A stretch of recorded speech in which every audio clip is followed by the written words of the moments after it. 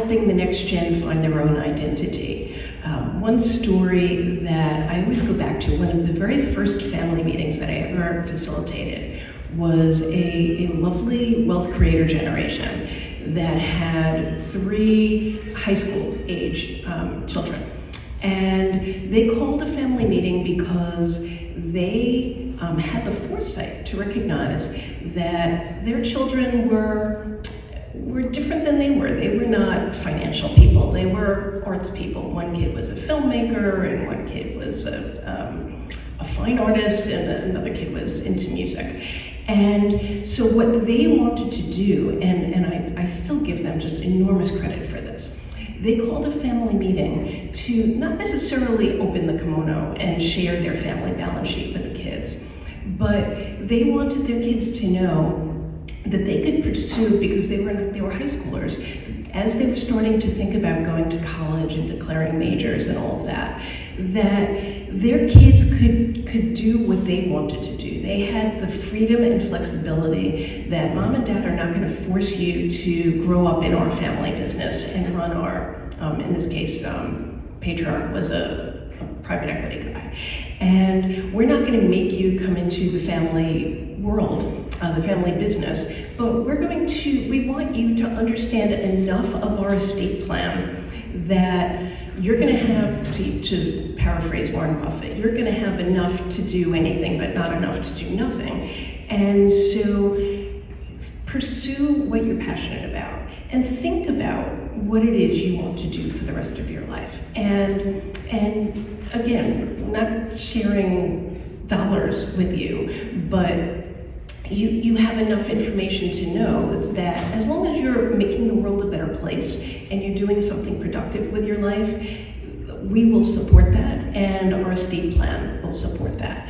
And this was 10 years ago now, and I still remember the story, and actually I still get goosebumps when I think about it, because the empowerment that these youngsters had in knowing that they could find their passion, they could pursue their passion, and do it with the freedom and the safety net that they didn't have to become captains of industry in order to inherit mom and dad's wealth, was really a powerful lesson to me, and one that I share with you, because I think parents who struggle with how do I get my kids to find their own path in life is a challenge.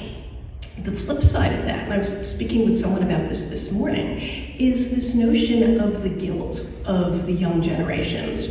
And I didn't do anything to inherit this wealth, and often it's not so much the G2s who actually grew up at the kitchen table and hearing the stories, but it's more the G3s or even G4s who have this inheritor's guilt.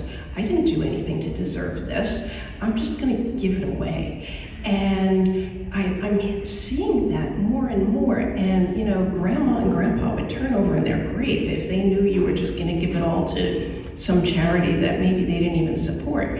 But the notion of again, it all comes back to the family stories, the family values, and crafting that in an intentional way so that those stories can be shared as you go down the generations. And it's not just, well, here's your inheritance, do with it what you will, but it's rather, we have a legacy of